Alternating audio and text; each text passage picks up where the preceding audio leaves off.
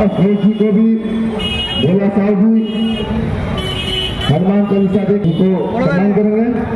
भारत माता की भारत माता की परीक्षा देवार जन्य सुযোগ দিতে হবে। সেই পরীক্ষা দেওয়ার জন্য সুযোগের মধ্যে অযোগ্যদেরকে সেই সুযোগ দেওয়া হবে না। কিন্তু পশ্চিমবাংলা সরকার এসএসসি ডিপার্টমেন্ট কি করলো, আরো 156 জনকে আবার তাদেরকে এডমিট কার্ড ইস্যু করেছে। তার মধ্যে মুখ্যমন্ত্রী ভাইজি হয়। এই জায়গাতে আগামী দিন এই পরীক্ষা যে আজকে হলো সেটা বাতিল হবে না, এর কি গ্যারান্টি? কেন সুপ্রিম কোর্টের নজরদারি আছে স্পষ্টভাবে। সুপ্রিম কোর্ট বারবার বলছে কোনোভাবে কোন অযোগ্যদেরকে এখানে এই পরীক্ষা বা চাকরিতে রাখা যাবে না বা এই পরীক্ষা দিতে পারবে না। কিন্তু মমতা ব্যানার্জি জেনে শুনে এটা একটা প্ল্যান, এই সরকারের প্ল্যান আছে।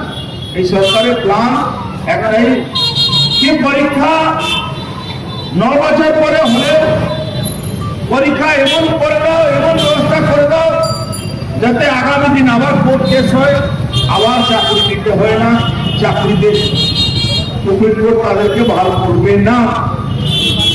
মমতা ব্যানার্জি একটা কথা ভালো করে বুঝে গেছে, আরে মা ভবানী পশ্চিমবাংলা ট্রেজারিতে টাকা নেই, পশ্চিমবাংলা সরকারের ইনকামিং বলে কোন শব্দ নেই।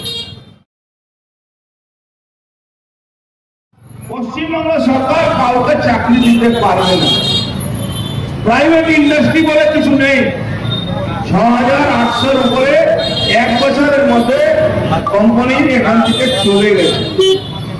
প্রায় 8000 মাধ্যমিক স্কুল বা বন্ধ হয়ে গেছে, নালে সেখানে 50টার উপরে নেই। 50টার উপরে সেখানে ছাত্র নেই, যেখানে ছাত্র আছে সেখানে টিচার নেই, সেখানে টিচার আছে সেখানে ছাত্র। এই জায়গাতে দাঁড়িয়ে উনি ভাতার আর ভাউতা, এই ভাতার আর ভাউতা দেওয়া যে পরিকল্পনা নিয়ে উনি পশ্চিমবাংলা শাসন চালাচ্ছেন, যখন উনি বুঝতে পারছেন যে পশ্চিমবাংলা মানুষ আর ওনাকে ভোট দেবে না, তখন উনি 2021-এ যেরকম শুরু করেছিলেন আইপ্যাককে সঙ্গে নিয়ে উনি বাংলার মেয়েকে চাই একটা স্লোগান দিয়েছিলেন। আজকে ঠিক সেইভাবে উনি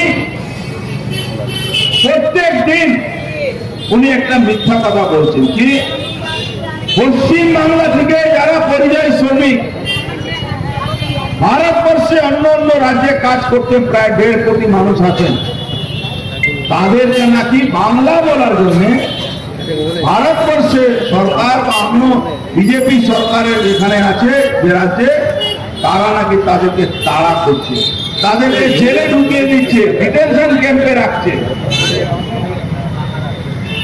সব সময় উনি